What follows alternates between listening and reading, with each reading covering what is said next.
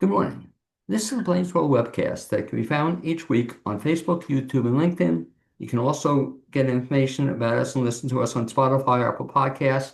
Get more information about this show and past shows at our website, which is behind me, blainesworld.net. I'm your host, Blaine Greenfield, and I'm here in my Zoom studio in lovely downtown Fairview, Oh, North oh, Carolina. And each week, we focus on positive news and information about people and organizations in both Western North Carolina and throughout the country. And toward that end, it's my pleasure, and he's back now, which is great, to introduce Mitch Emhoff. And am I pronouncing it correct? you am off, but sorry about Emhoff. that disappearance. You know, the magic of theater. I had to make two dogs disappear, and Well, it's magic. they'd be welcome also. But Mitch, you can wave to all your fans and friends watching this. Okay, so this is Mitch. And I should mention that Mitch is a graduate of the UCLA Professional Writing Program. He wrote and produced Father, Son, and the Holy Moses, currently in distribution with Bridgestone Multimedia. He moved to playwriting in 2022, has had two published plays with Gileman and Good Publishers. One of them, Reconstitution, is having its world premiere, very exciting, at the Black Mountain Center for the Arts on November 14th to 16th. Beyond the screen and stage, he spent over 30 years building and running a marketing firm with annual revenues of a lot of bucks. And so, Mitch, I should ask, just stop a second here and ask, you started what, when you were 7 or 8? Was that it? The 25 That's right. years? You know, You the know, young. I will seriously, Blaine. I didn't start writing until I was 48. So I'm uh, just talking about the marketing firm, though. You were. marketing part, yeah, I started that young. My grandfather You, actually had a business and so I yeah, did kind of go in there in the old days, and it was branded merchandise. And you have a marketing background, so it was like all that swag that has an imprint. It was a fun very business. cool. Yeah, well, it's also right called specialty advertising. That's right, Yeah. absolutely. And I know that filled well. The experience leading teams, developing campaigns, and helping business grow now informs my work and influences his work in theater as production director of Gilman and Good Publishers. So, Mitch, let me ask you then, starting off. So, you started off in family business and advertising marketing, which I did too. You started Mhm. off, I like how you call it branded merchandise, which I think is a better term than specialty advertising. Yeah, it's morphed. I mean, it used to be a bunch of old men, selling orange t-shirts, and it has become more sophisticated. Okay, Thank very cool. So that had been your business, and you did that for a long time. What got you into writing? Well, it was one of those school things that I think a lot of us go through, and it's you discover that you love to write, and then life happens, and so that gets put off to the side. And I think it was not until I was in my late 40s that the urge to write came back. And if a quick story, my mom gave a present to us when we turned 50 in our family. It was kind of a family thing. I'm the youngest of four boys. So when it got to me, she said, "It's your turn. You got a $5,000 budget." And right at that time, I was starting to write. I didn't know how I was going to go with it. And an ad came for the UCLA professional program, which is the same exact thing as the on-campus program for their MFA, but it's online. And it was $4,000. It was in the budget. I saved her $1,000. And I took that, and that's when I just realized this was waiting for me, and I didn't know Yeah, it. And that is screenwriting. very cool. So when you took the course, was that online? It was online. It was like back in 2011 when it was online was choppy. You know what I mean? So we had to always turn our cameras off, but it was amazingly collaborative.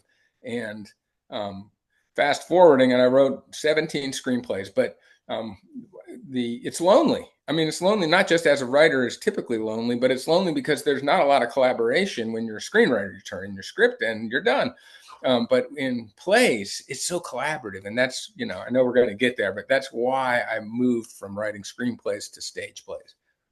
Now, so when you took the course, that was the first time you ever started writing plays and screenplays and stage Yes, plays? absolutely. I kind of had a story in me, and I just, like many of us, I just threw it onto a page, and it was like a novella. It was 100 pages, and it was present tense, and there was very Spartan in terms of description. And someone read it, an editor read it, and said, "This isn't a novel. This is a screenplay." And I said, "No, it can't be. I know nothing about writing a screenplay." And that's when the UCLA thing happened. And it's just a format. By the way, it's Right. intimidating for a lot of people to write plays or screenplays, but it's just once you get the format and it happens very quickly, then it's not so intimidating. Now, before that, had you ever written? I wrote a story in high school that I got halfway through. It was about, get this, it was about AI. It was about a basketball player robot who had a mind frequency kind of thing going with this little Jewish guy who couldn't play basketball. So he lived vicariously through this robot. I mean, that was back in the early 80s. You know, I wish I would have gotten that thing out. I'd have, Bill Gates would probably be my partner right now. So was that, so you never finished it or you I got did finish? halfway and I never finished. I've never even gone back to finish it. I now it would seem antiquated, but that back then it was maybe a little too advanced. Very cool. So all of a sudden then on your, what was it, your 50th birthday, that's really cool. You get this gift from your mom and Yes. to go to the school. And so I can't talk about it from her standpoint, but from your standpoint, it was a good investment. Yeah, oh, paid off. Not only it will depend, and this is kind of for those writers out there, aspiring writers. Um, it does pay off if you're willing to put in the dues. You know, there are some talent. We had a talented writer in our writing group at UCLA, and he dropped out halfway through. And I just wish I could have written like him. It was beautiful, everything he put on the page, but he just lacked the discipline.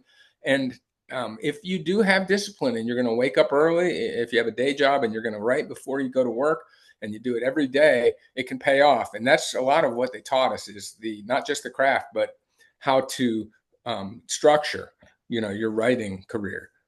And I was going to ask you that. You talked about the discipline. So is this something, Mitch? So you started writing at that point in time. Do you now still write every day or every week or what's your? Um, you know, since I'm producing this play, it's a little different. So I'll have moments, but very few.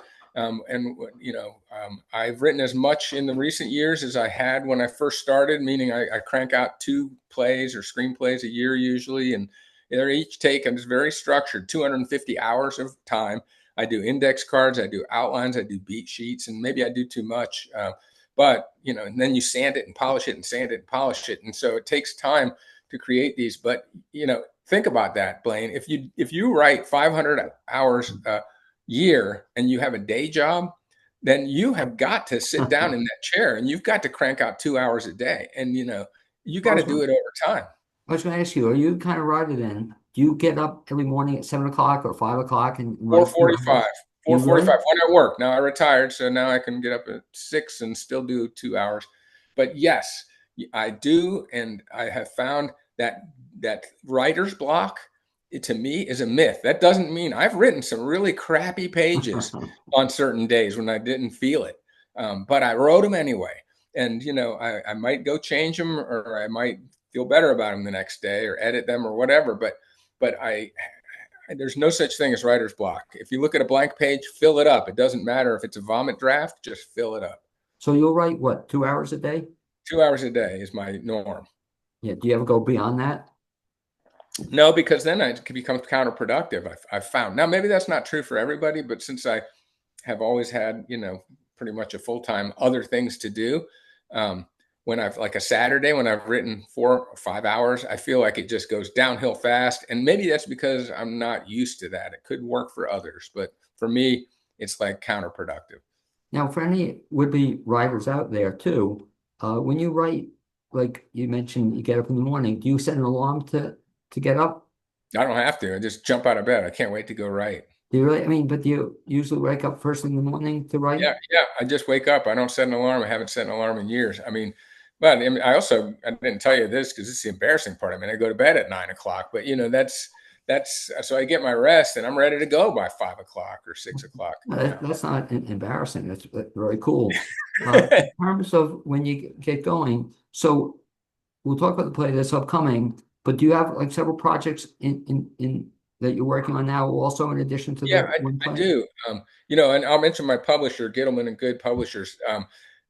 He's a wonderful guy. The managing editor gave me a chance to be in his catalog, and now I've done multiple plays.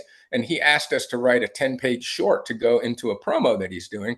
And that's not my like. I don't write shorts. I write full features. And but it gave me I had an idea that I was writing out as a play, and I had a way to condense it down and do 10 pages. In fact, my movie Blaine that I did, that movie you mentioned, Father, Son, and Holy Moses, budgets, you know, I had to bootstrap that. So budget wise, I got 30 minutes in the can. That was, you know, when it was finished. a 30-minute film. So it's not really a full feature, but I've smushed it down into one. In other words, beginning, middle, end, character arcs in a half hour. And so I was able to do that in this 10-minute short that I just wrote from my publisher. And I'm kind of proud of it. In other words, I kind of feel like there's a lot of people who are really good at writing. And I'll give a shout out to Maggie Carter. She's a great actress in the area. She acts out of the Tryon Little Theater. And I Right. met with her yesterday, and she wrote a couple shorts I read, and I'm like, this is great. I mean, I feel like I love the characters in just 10 pages. So it's rare for me to do it, but I think I'm going to do more of it, even to inform my full story. Well, it's exciting. So you mentioned that you now have this 30 minutes, it's a 30-minute finished 30 product. minute movie that's a 10-minute just play, a Right. 10-minute short play. So I have this little calling card, if you will. Very cool. Is that available anywhere? I mean, I could send it to you. I've got, Oh, I haven't produced it yet. I mean, I just have it's still a rough draft, really. okay. No, I'm saying so if anybody wanted to see it though, It it's is not, on Stage Agent. I forgot. I'm sorry. That's what I did it in the first place for. But it's on Stage Agent, and you can look me up, and it'll be on there. do you have to belong to that to see I it? don't think so. Not if you're just looking at plays. Okay. If So you're, I'm saying another option, I'd love to see it on YouTube where, you'll put it on YouTube so other people could see it. But no, yeah. very, so is that something too down the road you're going to be doing more of this, you think? I don't know.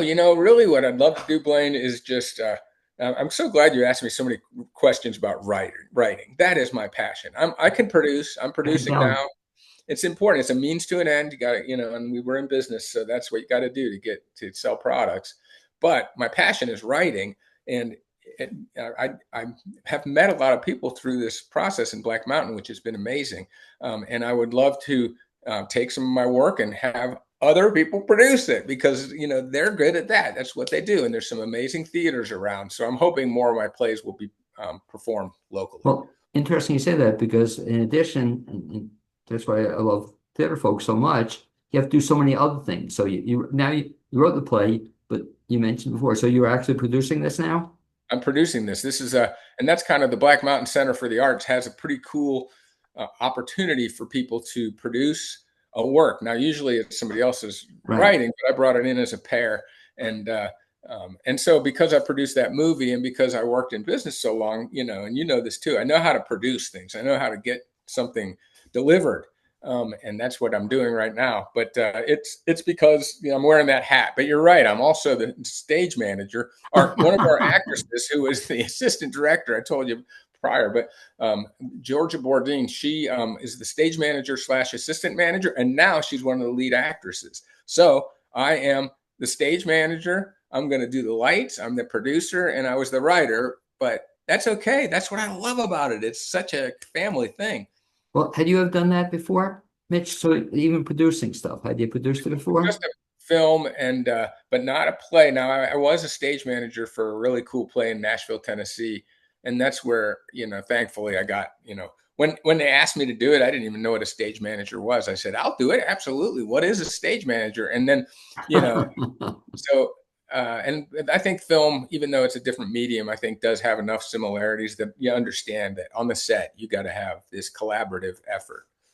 Well, and people, I'm glad you mentioned this, Mitch, because people don't realize how important a stage manager is to production. And they work so hard, and wear so many hats, and they don't get enough credit, I think. With I stage think you're manager, right. I mean, yours is a little bit different because it's your play as well, but to have these folks come out and be stage manager, but just in general, Mitch, we were talking off the air, um, people in theater put so much time and effort into this, it's just incredible what they do to get a show off the ground. And so let's talk about then the show that will be coming to Black Mountain next week. And that title is Reconstitution. And Mick, before I even ask you what it's about, Reconstitution, what comes first for a playwright, if you would? The title or the story? This play had four titles over a 15-year period.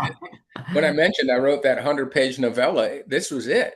Right. And it was called Founding Again. I got the book right behind me, but it was called Founding Again back in the original release. And it was founding fathers in their own bodies, that they were just coming into this new world and trying to navigate it. And it was about how they tried to get back into Congress. but this one is coming in the body of high school students. So it was first, the working title was Rewound to Refound, but that was just too much of a mouthful. And so this is how I named it. It's a good question. We were at dinner with our family and our cousins one night, and I'm like, the publisher sent me a note and said, I can't work with refound to rewound to refound. It just doesn't work for me. You need another title. And I just said at dinner, does anybody have a title for this play? And we started brainstorming. We're like, constitutional crisis, or all these things were coming up. And then somebody said, Reconstitution. I hope I don't have to pay them a royalty, but that's what that was like. Yes, Reconstitution. That is quick and It's funny. easy. You said that. I personally, I like rewound. I thought rewound, I thought Yeah, that was kind of a refound. cool title. Reminds me, I digress. But when I retired from teaching on a full-time basis, I called myself, and it was on my business card, I was a rewirement expert in training. So I like the rewound. That's a cool title. Rewound to refound. Yeah, but that's a good question because I always feel like you do want a catchy title, but sometimes it doesn't come until the story's completely done, and that's kind of what happened with this one. So you wrote the story, and for the benefit of the folks, including myself, who have no idea what it's about, if you could kind of give me a Reader's Digest summary in Yeah. like maybe 25 minutes or less. Can you do that? Well, um, it's such an easy story to tell, and whenever I tell people, they're like, "Wow, that should have been written already." And I got to give my publisher credit. He gave me the coming back in the body of high school. So the founding fathers come back in time to witness our country 250 years after they, created the Constitution. And in this new world, they have to come into a high school class. They come back by some, magical Right. um, electrocution, we'll just say. But when they do, and they realize where they're at, because they even say, some student says, "This is John Adams High School," and I think it's Patrick Henry says, "Finally, an answer." Is John Adams on the ground? And the student says, "More like underground. He's been dead for 200 years." And that's when it's like the big eyes, like, what? So now, like Gulliver's Travel, they're waking up and they're realizing that they're stuck in this high school class in the bodies of the students who have to debate the constitutional components like freedom of Cool. speech and right to bear arms and three-fifths compromise, and come to a consensus just like they did 200 plus years ago. And now they have to do it with students looking at these glowing squares, these cell phones that they've never seen in their lives. Ben Franklin likes them. He's very interested in these. Right. But so the whole thing is a fish out of water, flipped on its head with the founding fathers. But it gets kind of more serious, I would say, as far as like they really realize how much the world has changed from what they envisioned. And the question is, does the Constitution stand the test of time? That's the question. Were you, in terms of writing this, had you been a history buff? Yes, I really was. But what I don't know, Google does. It's amazing. Where, no offense to Google, what AI knows, it's That's just, true. It's even bigger now. It's yeah, so yes. I mean, I think, but more than just knowing a lot of history, I think I'm just captivated by it. I'm captivated by. I've written several stories over time that are kind of like people coming back in time, or going back in time, or coming forward. well, then hearing you tell the story, so Reconstitution sort of makes sense to me now. Now I got it, how you came up with the idea Yeah, for it. So the story, you told me off the air, it's a relatively small cast, even though it's a big cast for the theater, but you have what, 10 people in the cast? there are 10 people. And Um, and these people are what, students, teachers, or There historical teachers? eight of them. Eight of them. They're all that. So it's a classroom, in a high school classroom, and since the founding fathers come back in the bodies of students, these are still that physically the student. Oh, Now, gotcha. it's one. Eska is one of the actresses, and she's she even put it on her resume: 5 feet 99 pounds, and she's Patrick Henry. So can you imagine this tiny little girl and this booming personality when she transforms into Patrick Henry? From her high school girl that she's Mia. So anyway, it's 8 students plus one, as I mentioned, our assistant director who became part of the cast, and she's amazing, and she's not far from high school in the sense of pulling it off. And then so they have one teacher, and that's John Hall, the assistant director at the Black Mountain Center for the Arts. Okay. Also, very talented guy, very talented actor too. And so Yes. that's not far from. what he does, because he is a teacher or he has taught too. Exactly. It's So like perfect for him. he's teaching, and was he a high school teacher? He was a he taught at Art Space for No, years, and that no, I was mean through in the middle show. school. Oh, He's in the show, yeah, yeah, that's right. He's the high school teacher. And by the way, I have one little sneak preview. So he wears a jacket with elbow patches in the show, right. and he's been a teacher for years. So I'm like, John, do you have a jacket with elbow patches? And he looked at me and he's like, no, that is not a real thing now. What he didn't have one? He didn't have one, but he said, I do have some old jackets if you want to sew elbow patches on it. And I'm like, sold, let's Oh, do it's it. funny you said because I used to have a jacket with elbow patches, I and know. I wanted an old school teacher. And but it could be he never had one. So you got then talk then a little bit about the process. So you put together, I guess, a cast of mostly high schools. These actors, a lot of them are high school students. yeah, and they've had some great acting experiences in Tanglewood Teens and Asheville High School. And four of them are homeschool students in Black Mountain. Okay. And so who put this team together? Was it your director or with John? Yeah, John introduced me to our director, Lucy O'Brien, and she's amazing. She is her first, experience directing, but she had for 4 years, she worked going to schools and producing these traveling shows Oh, sure, I of know it. adults performing at schools. So, I mean, I think she sells herself short when she says, it's her directorial debut. She had 4 years of having to put shows together Sure. on the fly at different schools.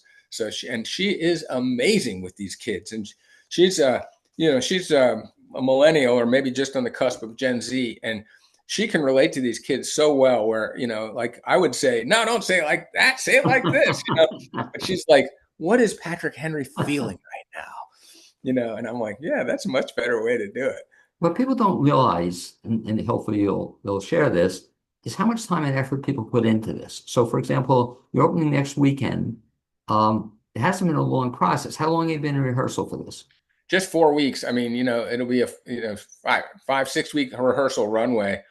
So we probably got a little bit of a late start, but because of that, it's a little more intense in terms of like, we're going 3 nights a week for 3 hours at a time. And with high school students who have a lot of other Right? responsibility, the only redeeming fact is I can say it's only 2 weeks, right now.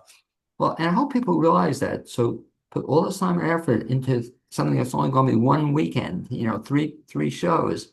Yeah, That's a lot of time and effort to put into it. And so that was what, 3 nights a week, 3 hours rehearsal? exactly. Yeah. I mean, Okay. that's a real surge all at the end here. And you were telling me also, to their credit, most of them we open next weekend, most of them are off book already, or everybody's Yeah, off a lot book. of them are off book, and some of them are still working on it. But again, Lucy is incredible. She's got a way to have them cheat a little with a book, or get a line from throw out a line when they need it, or memorize what the person's line is before them. She's teaching them because some of them, even though there's a lot of good actors and they've done acting, they're still high school students, and I think they need a little more of to learn. Like, for example, we're doing 5 or 10 minutes of exercises before we even start every night to warm up. And I'm talking about some is stretching and some is just coming up with creative things on the fly, throw a ball, name 5 funny things. And she's very intuitive with that because these students are getting loose, and then they're doing better with committing to the show and being in their character. Now, I don't know too many of the actors, perhaps, I mean, none of them. But if you have it in front of you, could share some of the people who are going to be in this? Yeah. Well, I mentioned, Georgia Bourdain. She's going to be, she's our assistant director and also plays a lead role. She plays the social justice warrior who converts into George Washington. So what I try to do is these students who took over the bodies of, of these high school students that the founding fathers came into their bodies. I try to make it so that they were either the opposite, or like our Ben Franklin character is the class clown. His name in real life is Nicholas Desiak. Now, Nicholas is a homeschool student, but he plays the class clown for Christopher, but he morphs into Ben Franklin. So when you think about it, a class clown to Ben Franklin is not too much of a Right. jump. But Ben Franklin goes through an arc in this play. In other words, he's kind of kooky and forgetful and what we know of Ben Franklin, but he's pretty hammered by the whole Three-Fifths Compromise and the fact that, remember, the North is the one who pushed for that. And people get confused about that. They think what we're Right. calling that slaves were 3/5 of a human, but really the South wanted them 100%, because they wanted to count them for voting purposes. And Ben Franklin had a lot of regrets, even as a Northerner, that he kicked the can down the road and just kind of made that backroom deal just to be able to get the Constitution done. Now, of course, I'm projecting, what he might think today, but he had an arc and he had serious moments in this play. Now, these actors you have, will they be I'm trying to think about this. Are they going to be in costume also, or when they morph Yeah. in and out? Yes. What'll happen is, to kind of make it easier to remember who they are, because they go from student to framer, Right. is they're going to have something, a prop that's going to make them all, you know, um, through their character, you will be thinking, oh, that's a tricorn hat, that's George Washington, and that kind of thing. So I gave them all a little prop that the teacher, John Hall, gives them and says, here, you're going to play Patrick Henry, and you need to wear this neck wrap just like Patrick Henry used to wear. Who should see this play?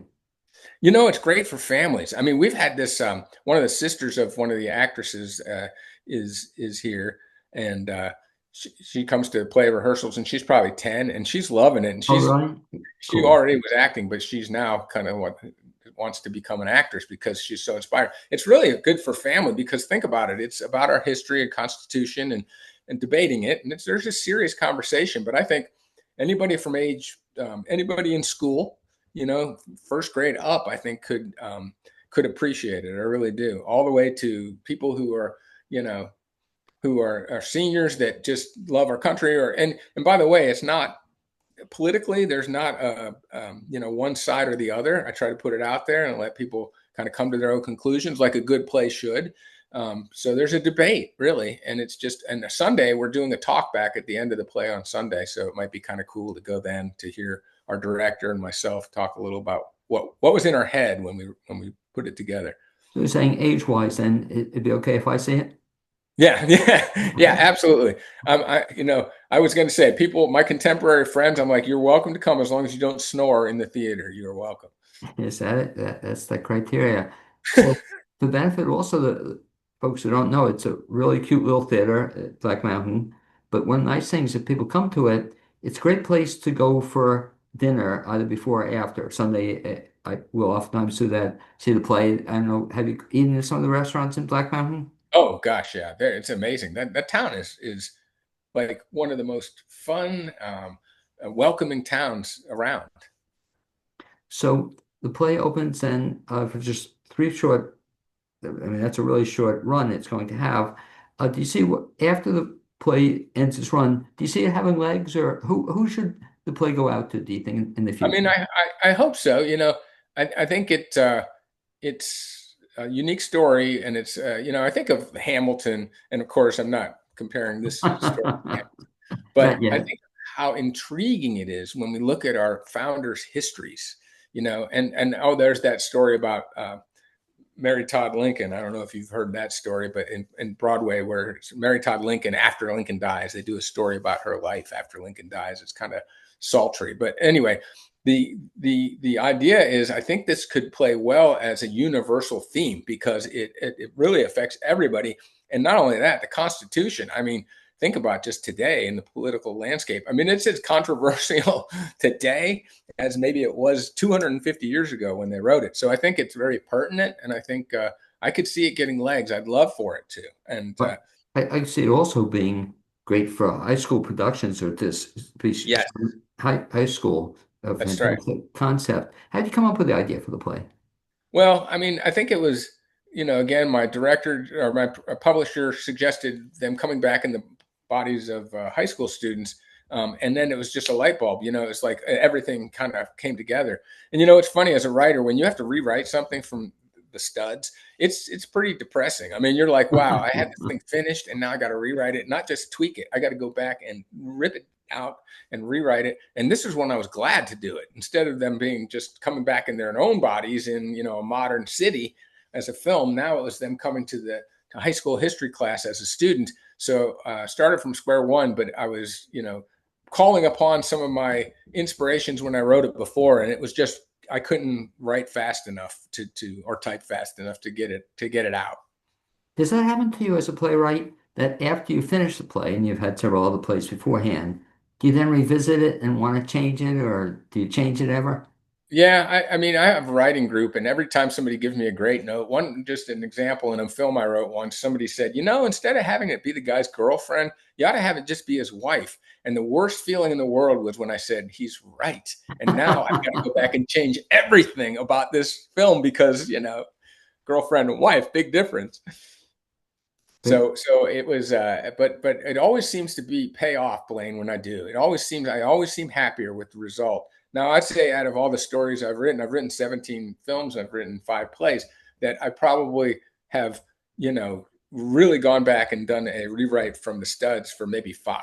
And other than that, it's just a lot of sanding and polishing. And I try to do a lot of outlining so it doesn't call for being having to go back and do it again because I built the structure wrong. and can you imagine there was time people had to do this before word processing? Right. Can you imagine they had to write it out and then change it? So I was just reading the Old Testament today, and I'm like, I didn't realize this, but Moses, right before he died, God said, "You need to go rewrite all this stuff." Could you imagine? It's like I'm ready to go, and you got to go rewrite the Old Testament. I mean, that probably prolonged things a few years.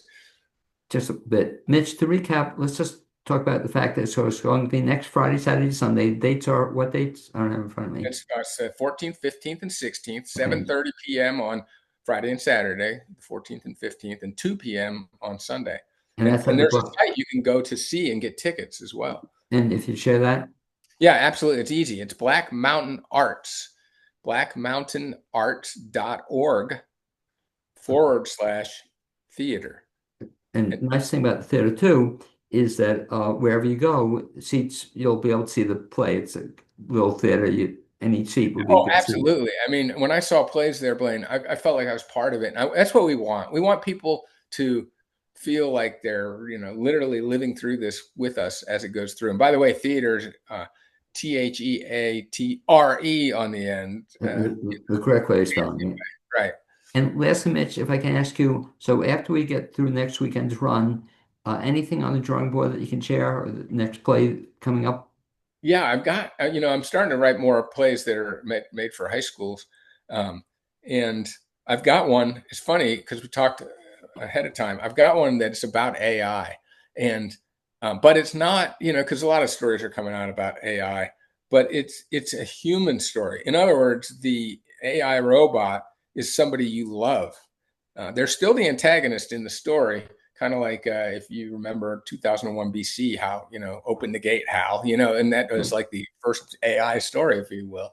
But this one is a lovable character who just kind of goes, kind of freelances, it self learns and goes in a direction that gets kind of nefarious. But anyway, I don't usually write sci-fi, and I definitely, as you can tell, write almost all comedy, but I like to write dramedies. I like something to have heart so that when we think, and this play about the AI robot is going to be a family that she kind of infiltrates, and but it's going to be funny, but it's really going to make people think, do we want to give all this power to robots? Okay, well, something to look forward to. And lastly, Mitch, if folks want to track you down or find out what you're up to, is there a good way to find out what you're doing? Yeah, I mean, I think the best way really is to go to Gittleman and Good, Gittleman Good Publishers.com. Gittleman, Gittleman, Gittleman Good Publishers.com. And there you'll see my full bio and my works and all that kind of thing.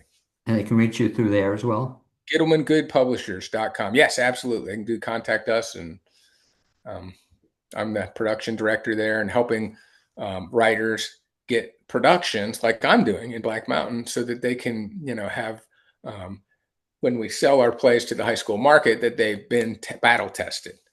And listening to you, I'm amazed that this is all in your quote retirement. Yeah. It's Oh, I don't know about you, but when you leave a full-time thing, you want to put your energy, but the difference is you don't just have to work for the man. You can do what you love, and that's what I'm doing. I'm just pouring myself into what I love, and theater is it. I mean, theater in Western North Carolina, compared to even Nashville, Tennessee, where I was for 20 years prior with my wife, Kelly, theater is so much more of a familial thing here. There was big theater in Nashville, but it was untouchable. You know what I mean? I could never walk up and be part of it, hardly. But here, um, people open the door. It's amazing. Well, anyway, Mitch, I want to thank you for being my guest on this edition of Blaze World webcast. I'd also like to thank my producer, Kathy Tassetti, and say that I hope to get to see you next week sometime. And this play of yours sounds fantastic. Mitch, Oh, thanks a thank you, lot. Wayne. Appreciate you. Okay, likewise. You know, let me just a little